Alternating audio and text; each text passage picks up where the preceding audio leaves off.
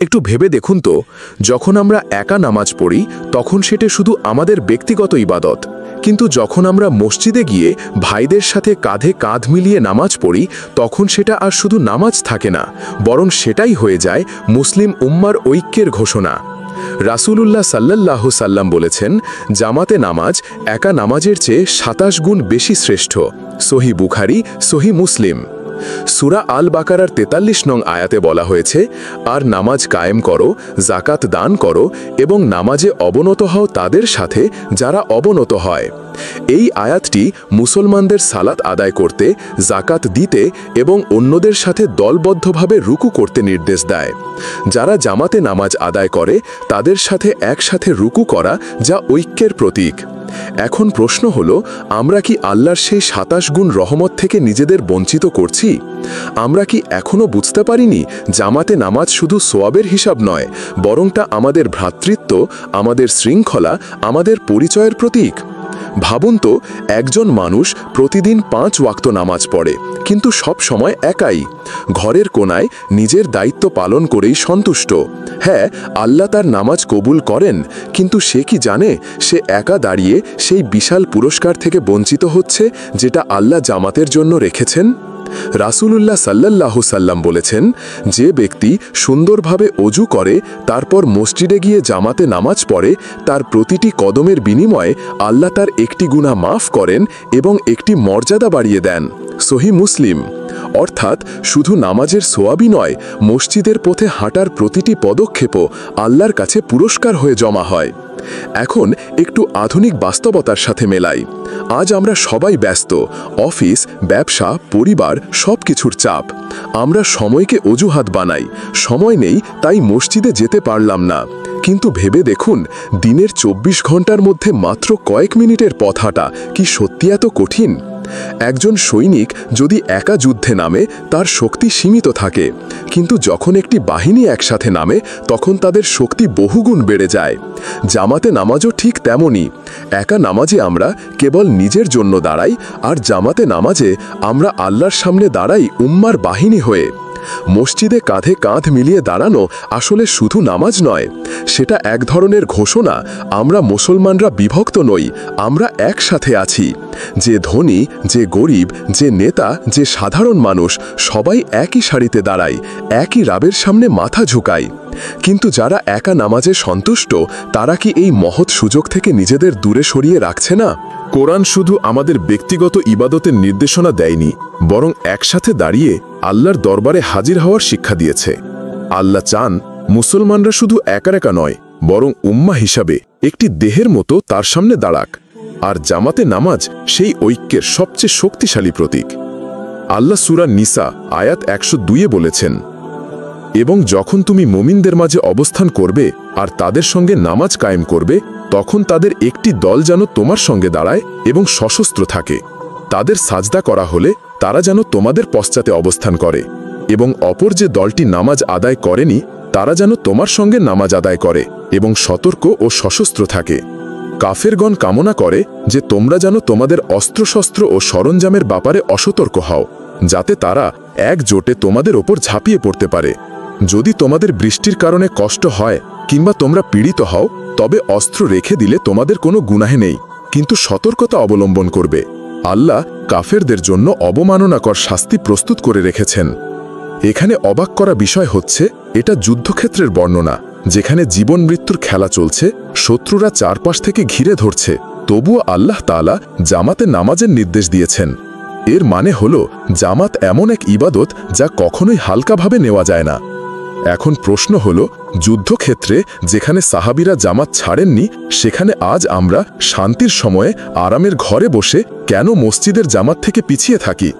আমরা কি বুঝতে পারছি না এখানে শুধু নামাজ নয়, বরং একটি উম্মার শক্তি, ভ্রাতৃত্ব আর ঐক্যের ঘোষণা আছে? জামাতে নামাজের সামাজিক প্রভাব অসাধারণ। যখন মসজিদে সবাই একত্রিত হয়, তখন ধনী, গরিব, কালো, সাদা, শিক্ষিত, অশিক্ষিত সব পার্থক্য মিলিয়ে যায়। কাতার যখন সোজা হয়, তখন আল্লাহর দরবারে কারো অবস্থান আরেকজনের থেকে আলাদা থাকে না, সবাই একসাথে কাঁধে কাঁধ মিলিয়ে দাঁড়ায়। এটি শুধু একটি নামাজ নয়, এটি ইসলামের সামাজিক বিপ্লব। রাসূলুল্লাহ সাল্লাল্লাহু আলাইহি ওয়াসাল্লাম বলেছেন, তোমাদের মধ্যে যে ব্যক্তি নামাজে ইমামতি করবে সে যেন হালকা করে পড়ে, কারণ তার পেছনে দুর্বল, বৃদ্ধ এবং প্রয়োজন মতো মানুষ থাকে। সহিহ বুখারী। এই হাদিস থেকে আমরা শিখি জামাতে নামাজ হল পারস্পরিক সহমর্মিতার স্থান। এখানে একজন আরেকজনের কথা ভাবতে হয়। একজন ইমামকে ভাবতে হয় আমার পেছনে হয়তো একজন বৃদ্ধ আছেন, হয়তো একজন অসুস্থ আছেন, হয়তো একজন ছোট শিশু নিয়ে দাঁড়িয়েছেন। তাই তাকে এমনভাবে নামাজ পড়াতে হবে যাতে সবাই সহজে অংশ নিতে পারে। অর্থাৎ জামাত শুধু ইবাদত নয়, বরং মানুষের প্রতি মমতা ও দায়িত্ববোধ শেখায়। আজকের বাস্তবতায় আমরা দেখি মানুষ দিন দিন একা হয়ে যাচ্ছে। প্রযুক্তি আমাদের কাছে এনেছে, কিন্তু হৃদয় থেকে দূরে সরিয়েছে। প্রতিবেশী প্রতিবেশীকে চেনে না, এক বিল্ডিংয়ে থাকলেও মানুষ মানুষকে এড়িয়ে চলে। এই একাকিত্ব মানুষকে বিষণ্ণ করছে, অস্থির করছে। ঠিক এই সময়েই জামাতে নামাজ হলো এক শক্তিশালী চিকিৎসা। প্রতিদিন মসজিদে গেলে মানুষের সাথে দেখা হয়, সালাম বিনিময় হয়, একে অপরের খোঁজ নেওয়া হয়। এতে ভ্রাতৃত্ব তৈরি হয়, সামাজিক বন্ধন দৃঢ় হয়। যে সমাজে জামাতে নামাজ জীবন্ত থাকে সে সমাজে বিভক্তি কমে যায়, ভালোবাসা বাড়ে আর আল্লাহর রহমত নাজিল হয়। তাহলে এখন প্রশ্ন, আমরা কি এই বিশাল রহমতের দরজা ছেড়ে একা একা নামাজ পড়ে সন্তুষ্ট থাকব, নাকি আল্লাহর আহ্বান মেনে রাসূলুল্লাহ সাল্লাল্লাহু আলাইহি ওয়াসাল্লামের শিক্ষা ধরে রেখে মসজিদের জামাতকে জীবনের অংশ বানাবো? আমরা কি সত্যিই বুঝি জামাতে নামাজের গুরুত্ব কতখানি? আমরা প্রতিদিন নামাজ পড়ি, কিন্তু কতজনই তা মসজিদে গিয়ে জামাতে আদায় করে? আর কি আমরা কখনো ভেবে দেখেছি একাই নামাজের সঙ্গে জামাতে নামাজের পার্থক্য কি? প্রথমেই বলি, জামাতে নামাজের সওয়াব একা নামাজের চেয়ে 27 গুণ বেশি। রাসূলুল্লাহ সাল্লাল্লাহু আলাইহি ওয়াসাল্লাম আমাদের এই তথ্য দিয়েছেন, যা সহিহ বুখারী ও সহিহ মুসলিমে পাওয়া যায়। এটা কেবল সংখ্যা নয়, বরং এটি আল্লাহর রহমতের এক অসীম প্রকাশ। একা নামাজ আমাদের ব্যক্তিগত ইবাদত, কিন্তু জামাতে নামাজ আমাদের উম্মাকে শক্তিশালী করে, আমাদের সমাজে ভ্রাতৃত্ব ও একতার অনুভূতি তৈরি করে। কোরআনে সূরা আল বাকারার 43 নম্বর আয়াতে আল্লাহ বলেছেন, আর তোমরা নামাজ কায়েম করো, জাকাত দাও এবং রুকুকারীদের সাথে রুকু করো। এই আয়াতে মুসলিমদের সালাত, নামাজ প্রতিষ্ঠার, জাকাত দান দেওয়ার এবং যারা রুকু করে তাদের সাথে রুকু করার নির্দেশ দেওয়া হয়েছে। দেখুন, এখানে তাদের সাথে এই ছোট শব্দেই জামাতের গুরুত্ব বোঝানো হয়েছে। আল্লাহ নির্দেশ দিয়েছেন আমরা যেন একসাথে দাঁড়িয়ে তার সামনে হাজির হই। একা নামাজ পড়া আমাদের ব্যক্তিগত সম্পর্ক গড়ে তোলে, কিন্তু জামাতে নামাজ একসাথে দাঁড়ানোর মাধ্যমে সমাজ ও উম্মাকে শক্তিশালী করে। বাস্তব জীবনের উদাহরণ নিয়েই বিষয়টি আরও পরিষ্কার হয়। একটি গ্রামের বৃদ্ধ মানুষ প্রতিদিন ভোরে লাঠি ভর দিয়ে মসজিদে যেতেন।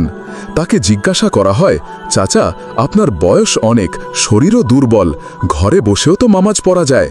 তিনি উত্তর দেন, আমি একা নামাজ পড়তে পারি, কিন্তু জামাতে নামাজে যে আল্লাহর রহমত, প্রশান্তি ও ভ্রাতৃত্ব আছে তা একা কখনো পাওয়া যায় না। এটি আমাদের শেখায় জামাতে নামাজ শুধু ইবাদত নয়, এটি হৃদয় ও সমাজকে একত্রিত করে। আমাদের জীবনে এটি যেন একটি শক্তিশালী বন্ধন, যা শুধু আল্লাহর সাথে নয়, মানুষের সাথে আমাদের সম্পর্ককেও মজবুত করে। আজকের আধুনিক জীবনে মানুষ একাকিত্বের দিকে ধাবিত হচ্ছে।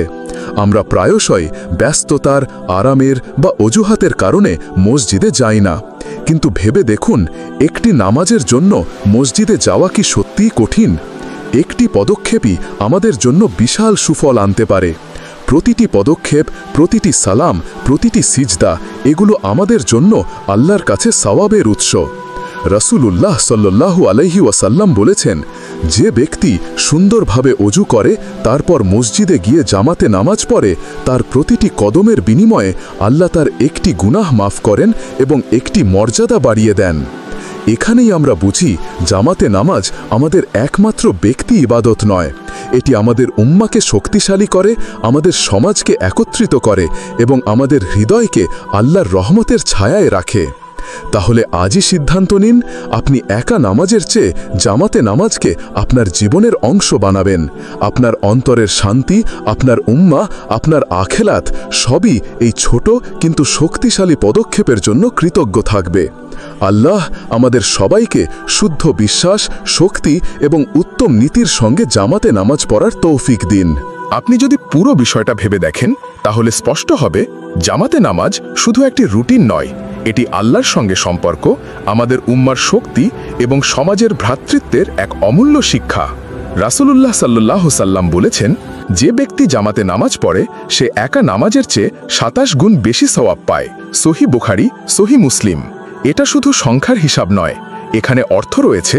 আমরা একা যখন নামাজ পড়ি আমরা আল্লাহর সঙ্গে ব্যক্তিগত সম্পর্ক স্থাপন করি, কিন্তু যখন আমরা জামাতে নামাজে দাঁড়াই তখন আল্লাহ আমাদের জন্য দুনিয়া ও আখিরাতে নানান পুরস্কার যোগ করেন।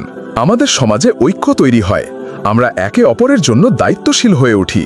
আজকের বাস্তবতায় আমরা দেখি অনেক মানুষ ব্যস্ততার, আরামের বা অজুহাতের কারণে মসজিদের দরজা থেকে দূরে থাকে।